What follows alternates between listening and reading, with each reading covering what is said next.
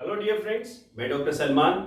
जैसा मैंने आपसे अपनी प्रोमो वीडियो में वादा किया था कि मैं बहुत जल्द आऊंगा अपने लेक्चर्स लेकर, तो आज मैं उस लेक्चर सीरीज का पहला लेक्चर लेकर आपके सामने हाजिर हूं।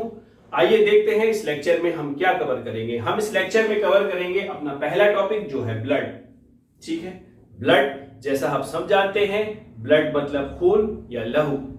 तो आज हम इस लेक्चर में कवर करेंगे जो पॉइंट्स, वो है ब्लड की डेफिनेशन, वो है ब्लड की composition and its various constituents, और हम जानेंगे कि ब्लड के फंक्शन क्या होते हैं। वीडियो शुरू करने से पहले मेरी आपसे एक रिक्वेस्ट है कि 10 से 15 मिनट के लिए मेरे साथ कॉन्शियसली जुड़ जाइए, और मैं आपसे वादा करता हूं कि इन 10 से 15 मिनट के बाद आप इस ब्लड के टॉपिक को बहुत आसान और इंटरेस्टिंग वे में समझ पाएंगे, और आपको दोबारा कभी इस टॉपिक को पढ़ने की जरूरत नहीं पड़ेगी। तो आइए स्टार्ट करते हैं और देखते हैं कि हम ब्लड को डिफाइन किस तरीके से करते हैं।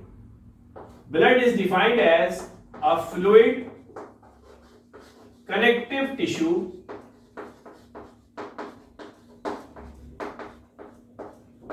blood is defined as a fluid connective tissue which consists of plasma and formed elements.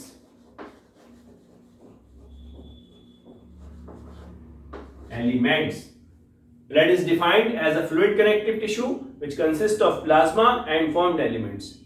तो ब्लड को फ्लूइड क्यों कहा जा रहा है? हम सब जानते हैं कि blood has the ability to flow, और जो भी चीज या जो भी पदार्थ जिसमें फ्लो करने की कैपेसिटी होती है उसको फ्लूइड कहा जाता है, जैसे पानी, जैसे दूध। तो हम जानते हैं कि ब्लड हमारी आर्टरीज, वेन्स और कैपिलरीज में हार्ट के द्वारा पंप होने के बाद पूरी बॉडी में एक क्लोज्ड सर्कुलेटरी सिस्टम में फ्लो करता है। तो ब्लड हमारी बॉडी में फ्लो करता है, वो फ्लूइड कहलाता है। ब्लड कनेक्टिव टिश्यू है। ब्लड को कनेक्टिव टिश्यू क्यों कैटेगराइज किया गया है, हम ये जानेंगे। कनेक्टिव टिश्यू एक स्पेशलाइज्ड टिश्यू है। तो टिश्यू क्या होता है? Tissue is a group of cell which are similar in structure and are performing a definite function together. एक ऐसा सेल का समूह जो एक जैसा है स्ट्रक्चर में, और वो मिलकर किसी एक डेफिनेट काम को कर रहे हैं या किसी कार्य को कर रहे हैं। ऐसे सेल्स के कलेक्शन को टिश्यू कहा जाता है। बॉडी में कई प्रकार के टिश्यू होते हैं, जैसे epithelial tissue, muscular tissue, neural tissue और कनेक्टिव टिश्यू। अब कनेक्टिव टिश्यू भी कई तरीके के हो सकते हैं, जैसे एरियोलर टिश्यू, जैसे हाइलिन कार्टिलेजिनस टिश्यू, जैसे बोन्स के सेल्स होते हैं ऑस्टियोसाइट्स। ठीक है, तो एडिपोज टिश्यू यानी फैट सेल्स। तो कनेक्टिव टिश्यू भी एक तरीके का टिश्यू है। अगर हिस्टोलॉजिकली हम इसको देखें तो इसके सेल्स जो होते हैं, the cells of connective tissue are loosely arranged and they are embedded in a matrix. ये मैट्रिक्स के अंदर धसे हुए होते हैं, और उस मैट्रिक्स, वो मैट्रिक्स भी कई प्रकार की हो सकती है depending upon the function that the cell और द टिश्यू इज परफॉर्मिंग। वो डेंस भी हो सकती है, वो जेली लाइक भी हो सकती है। तो हमने ये जाना कि ब्लड को फ्लूइड कनेक्टिव टिश्यू क्यों कहा जा रहा है। फ्लूइड इसलिए कहा जा रहा है क्योंकि वो फ्लो कर सकता है, और कनेक्टिव टिश्यू हमने जाना। तो अब ब्लड में प्लाज्मा और फॉर्म्ड एलिमेंट्स होते हैं। अब प्लाज्मा और फॉर्म्ड एलिमेंट्स क्या होते हैं ये हम इंडिविजुअली देखते हैं। तो ब्लड के दो कॉन्स्टिट्यूएंट हुए। सबसे पहले हमने जाना blood has plasma and formed elements. Blood में प्लाज्मा होता है और ब्लड में फॉर्म्ड एलिमेंट्स होते हैं। ठीक है, तो अब प्लाज्मा को लेते हैं। प्लाज्मा क्या होता है? Plasma is straw colored fluid portion of the blood. Plasma straw के कलर का फ्लूइड पोर्शन होता है ब्लड का। इसकी कॉम्पोजिशन क्या होती है? It contains 91% water and only 9% solid components. Blood के प्लाज्मा में 91% वाटर होता है और केवल 9% सॉलिड कॉन्स्टिट्यूएंट्स होते हैं। और ये mind you blood plasma constitute करता है 55% of the total blood volume. और फॉर्म्ड एलिमेंट कंस्टिट्यूट करते हैं 45% of the total blood volume, यानी 55% ब्लड में प्लाज्मा पाया जाता है और 45% फॉर्म्ड एलिमेंट्स पाए जाते हैं। ठीक है, अब प्लाज्मा हमने बताया स्ट्रॉ कलर्ड फ्लूइड होता है, liquid portion of the blood होता है और उसमें 91% वाटर और 9% सॉलिड ऑर्गेनिज्म, सॉलिड कॉन्स्टिट्यूएंट्स होते हैं। तो अब वो सॉलिड कॉन्स्टिट्यूएंट्स क्या क्या होते हैं? 91% तो वाटर हो गया, 9% सॉलिड में 8% स्टूडेंट्स ऑर्गेनिक कॉन्स्टिट्यूएंट्स होते हैं। इस 9% में 8% ऑर्गेनिक कॉन्स्टिट्यूएंट्स और केवल 1% इनऑर्गेनिक कॉन्स्टिट्यूएंट्स होते हैं। 8% ऑर्गेनिक, 1% इनऑर्गेनिक। इस इनऑर्गेनिक में लार्जली प्लाज्मा प्रोटीन्स पाए जाते हैं।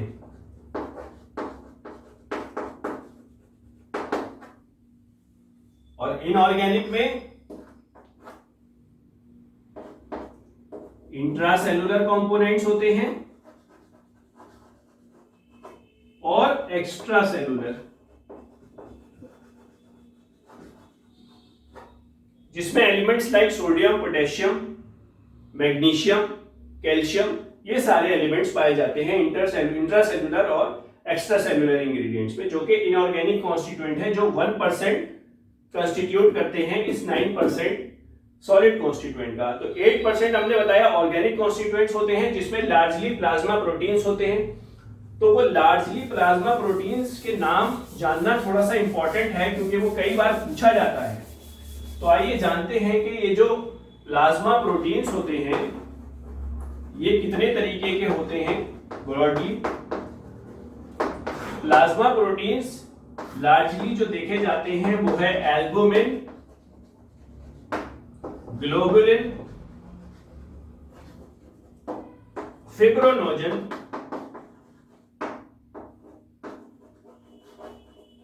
और प्रोथ्रोम्बिन।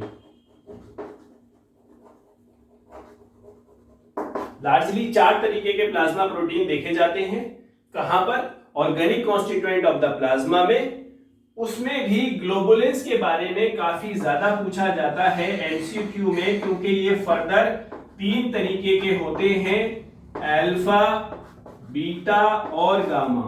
इनकी परसेंटेज पूछी जाती है, ये 13% होते हैं, ये 14% होते हैं और गामा जो है वो 11% होते हैं। ठीक है, तो एमसीक्यू पूछा जाता है और उसमें ये पूछा जाता है कि ये जो गामा ग्लोबुलिन्स होते हैं उसमें जो अल्फा, बीटा, गामा ग्लोबुलिन्स हैं उनकी परसेंटेज या उनकी क्वांटिटी के हिसाब से उन्हें असेंडिंग या डिसेंडिंग ऑर्डर में अरेंज करिए। तो अब हम जानते हैं कि अल्फा, बीटा, गामा की परसेंटेज हमारे सामने है। Alpha 13%, beta 14% and gamma is 11%। यानी सबसे ज्यादा ग्लोबुलिन्स जो होते हैं वो बीटा ग्लोबुलिन सबसे ज्यादा 14% होते हैं, उसके बाद अल्फा ग्लोबुलिन जो 13% और गामा ग्लोबुलिन दैट इज 11%। तो ये बहुत इंपॉर्टेंट है, याद रखना, ये पूछा जाता है एग्जाम्स में। अब हम देखते हैं एक बात जो हमने आपको बताई, वो हमने बताया कि blood is fluid connective tissue. Definition में हमने बताया blood is a fluid connective tissue.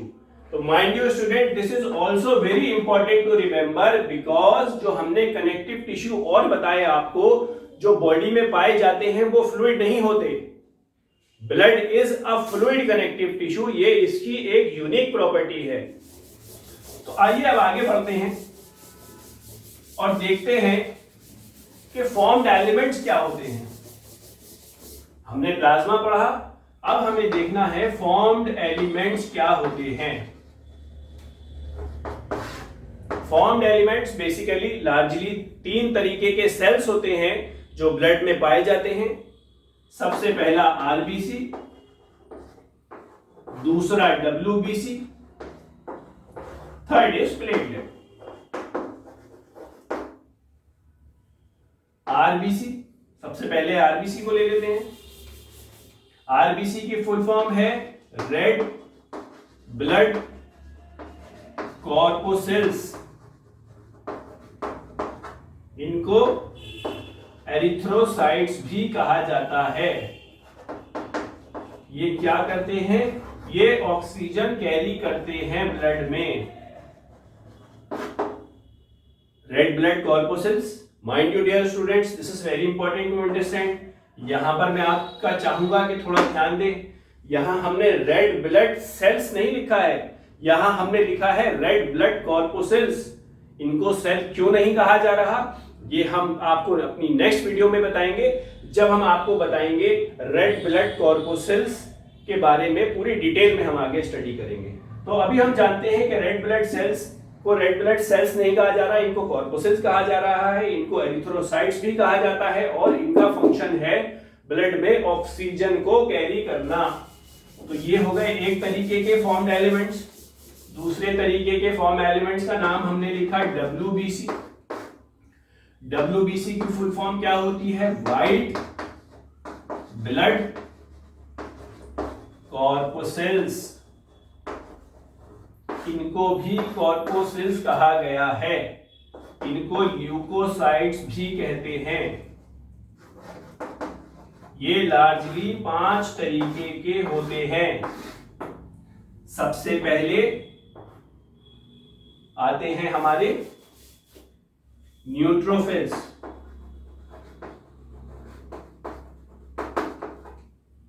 ईस्नोफिल्स,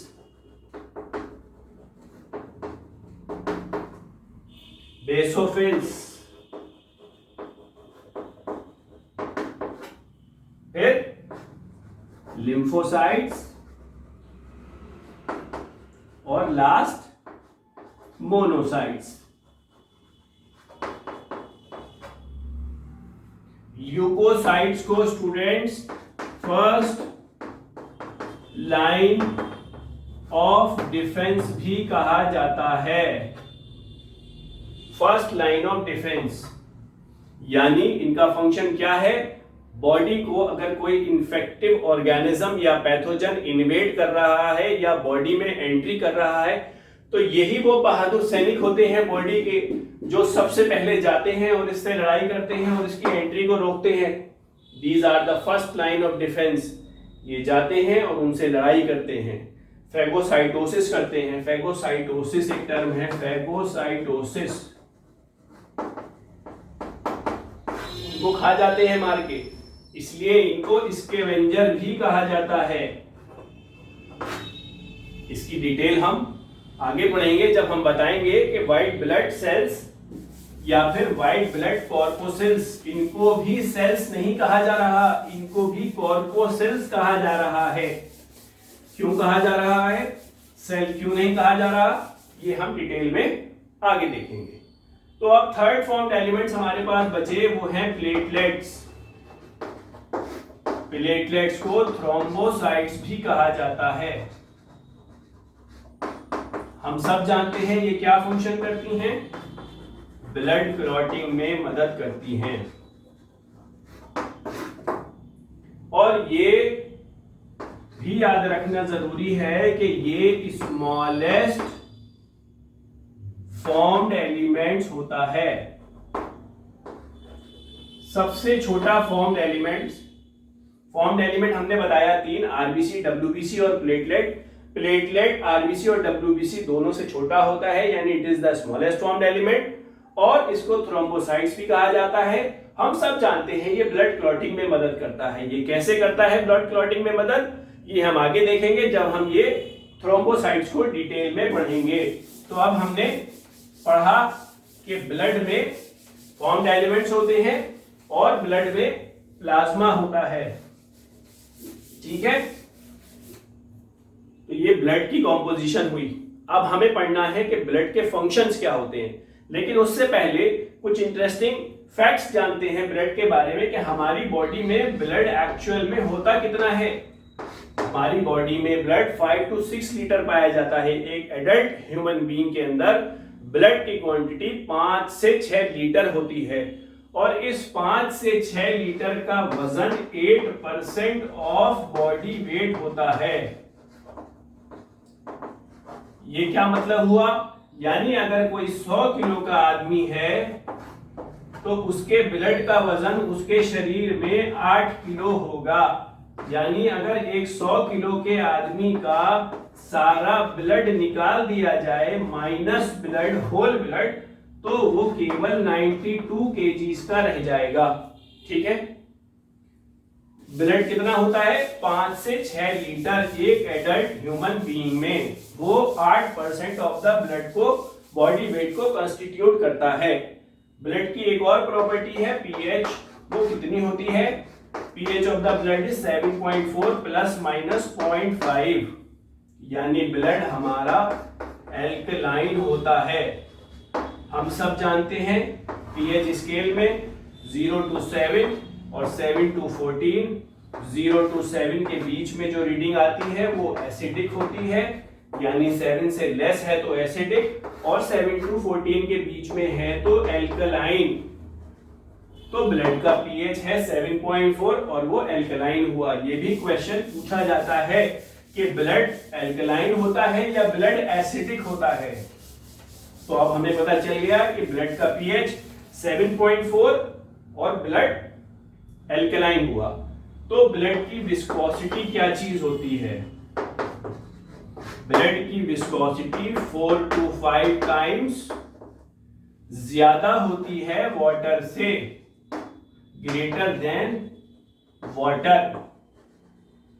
blood 4 से 5 गुना ज्यादा भारी होता है, विस्कस होता है या गाढ़ा होता है हमारे पानी से। ठीक है, तो हमने जाना blood is more viscous than water 4 to 5 times. अब आइए स्टडी करते हैं फंक्शंस ऑफ ब्लड।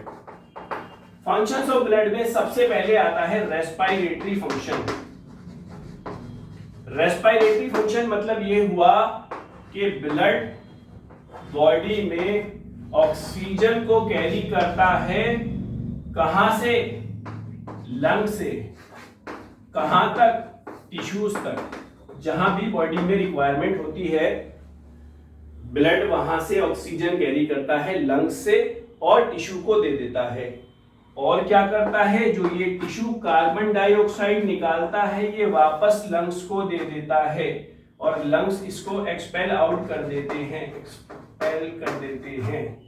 ठीक है, एक्सपायरेशन हो जाता है, एटमॉस्फेयर को दे देते हैं, ये एटमॉस्फेयर में चली जाती है यहां से।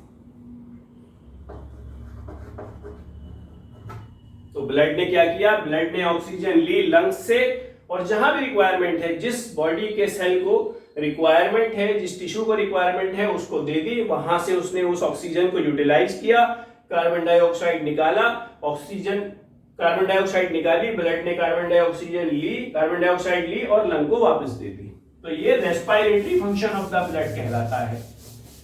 Blood carries oxygen from the lung to the tissue and carbon dioxide from the tissue to the lung. ठीक है, दूसरा फंक्शन है एक्सक्रीशन का। हमने अभी बताया कि ऑक्सीजन लंग से लेके गया टिश्यू के पास और टिश्यू से क्या लेके आया? Carbon dioxide.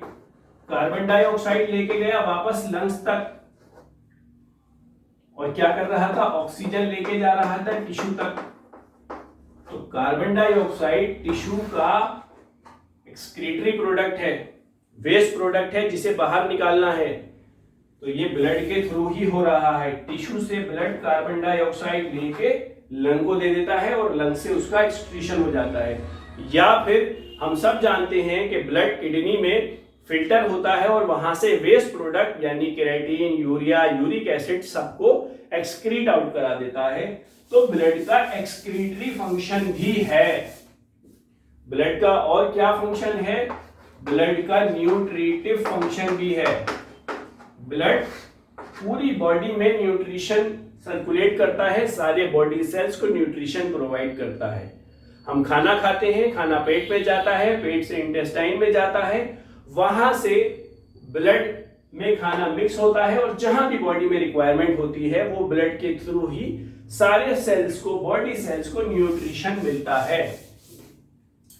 तो अब ब्लड का एक जो मोस्ट इंपॉर्टेंट फंक्शन है वो ट्रांसपोर्ट भी तो है। ब्लड किस चीज का ट्रांसपोर्ट करता है? ब्लड केमिकल्स का ट्रांसपोर्ट करता है, ब्लड एंजाइम्स का ट्रांसपोर्ट करता है, ब्लड हार्मोन्स का ट्रांसपोर्ट करता है, इलेक्ट्रोलाइट्स का करता है। यानी जो भी बॉडी में ट्रांसपोर्ट होना है मटेरियल वो ब्लड के थ्रू ही होता है। सारा ट्रांसपोर्टेशन केमिकल्स का, एंजाइम्स का, हार्मोन्स का ब्लड के थ्रू होता है। The last and the most important function of blood is homeostasis. Homeostasis एक सेल्फ रेगुलेटरी मैकेनिज्म है। सेल्फ रेगुलेटरी मैकेनिज्म, इसमें क्या होता है? बॉडी का टेम्परेचर बढ़ा, बॉडी ने टेम्परेचर अपने आप कम कर लिया। बॉडी में इलेक्ट्रोलाइट का कंसंट्रेशन बढ़ा, बॉडी ने अपने आप कम कर लिया। कम हुआ तो ज्यादा कर लिया। बॉडी का टेम्परेचर कम हुआ तो बॉडी ने अपने आप अपने टेम्परेचर को बढ़ा लिया। ये सारा काम भी इस ब्लड के थ्रू होता है। तो बॉडी का जो सेल्फ रेगुलेटरी मैकेनिज्म है जिसमें हार्मोन्स, एंजाइम्स, टेम्परेचर, इन सब की एक नॉर्मल रेंज होती है, उस रेंज में ही बॉडी चाहती है कि वो हर समय रहे। वो कैसे रहती है? वो होम्योस्टैसिस प्रोसीजर के द्वारा रहती है। This completes and concludes our video and the lecture blood. I hope you understood. अब मैं आपसे जाने से पहले एक रिक्वेस्ट करूंगा कि please like, share and subscribe to our YouTube channel और बेल आइकन को प्रेस करना ना भूलें ताकि आपको हमारे वीडियोस मिलते रहें और नोटिफिकेशंस मिलते रहें। Thank you very much for watching my video. Stay tuned. अब हम अपने अगले वीडियो में आरबीसी को कवर करेंगे। Thank you very much.